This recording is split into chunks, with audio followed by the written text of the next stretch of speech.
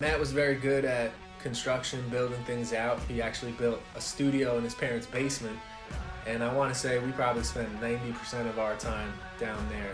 We wouldn't sleep, but kept us out from going out, partying, drinking, doing any kind of drugs. We were always just in Matt's basement recording, writing.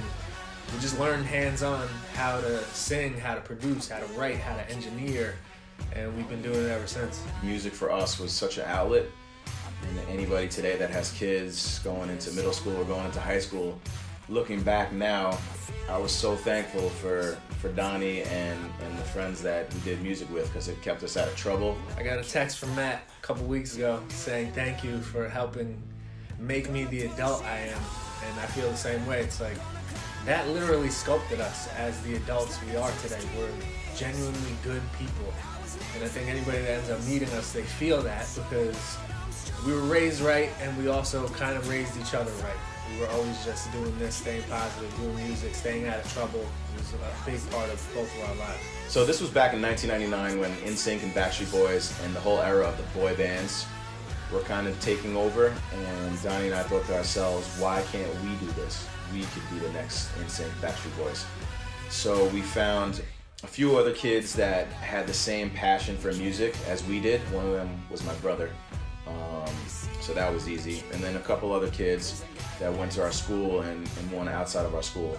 And we just started to say, how can we get the public to notice us? You know, we don't have Instagram, we don't have cell phones. So we thought if we could sing live out in public, we could probably get people to look at us. So Donnie's super amazing vocal arranger, so we kind of arranged some a cappella songs, and we would dress looking like superstars. And we would buy tickets to the closest pop concert, and we would go into the stands, and we would start singing in the hallways, Nassau Coliseum, and we started to gain attention of every pop fan that was in the building. We were nobodies, but we just looked the part. People thought we must have been famous because we actually backed it up and we were able to sing. We had the talent to kind of back it up. So there was times people would be stopping us to take photos, no clue who we were. And the security would come out and be like, what are you guys doing out here? You're supposed to be backstage. How are you signing out here? Autographs. And we would go backstage. We literally would get ourselves backstage with all these famous people. So we just kind of learned from guerrilla marketing, just from that background of not really having the internet or any of these platforms that people have today. We had to go out and do it the natural way, organic way. So one cool story is one of the concerts we went to the Roosevelt Field Mall, which is one of the biggest malls, I believe, in America. They used to have a Sam Goody, and they did mall tours for. So that was a CD store for you guys that don't know. They sold CDs. Silver circular discs. So we did the same thing, dressed up, looking the part, went into the concert down in Sam Goody at the mall, and it was all young teenage fans, and we just started singing, and we attracted the entire audience, surrounded us.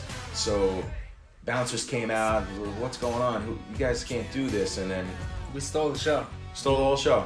So then this guy comes out and he's like, you guys come backstage. Brought us backstage, and he was like, do you guys have a manager? And we were like, no, we're 16, 17-year-old kids. We're just doing this all on our own.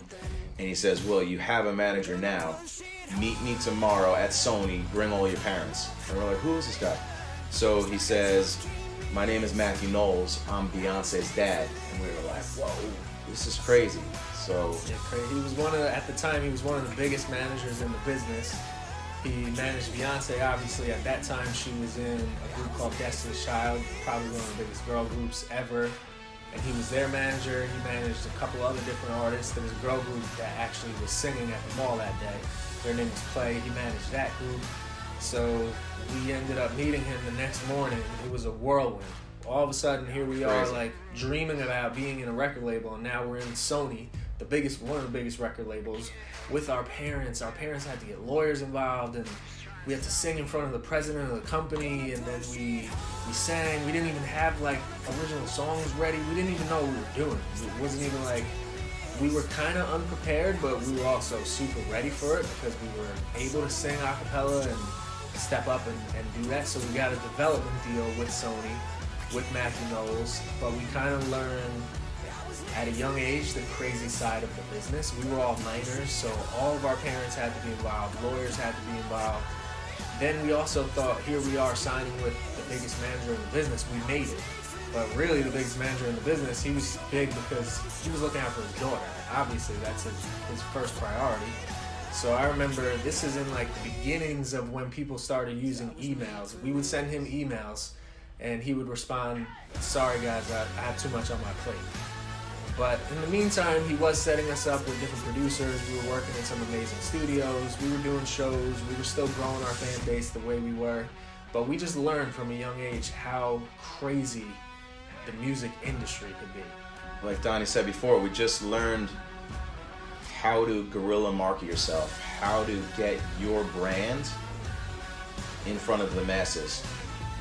And today's day and age, it's a lot easier to do that. But if you could take that mentality and combine it with this social media and go out there and gain tons and tons of fans from grassroots, you know, by going out there and singing and winning fans, we today still have some of those same fans that loved us 20 years ago.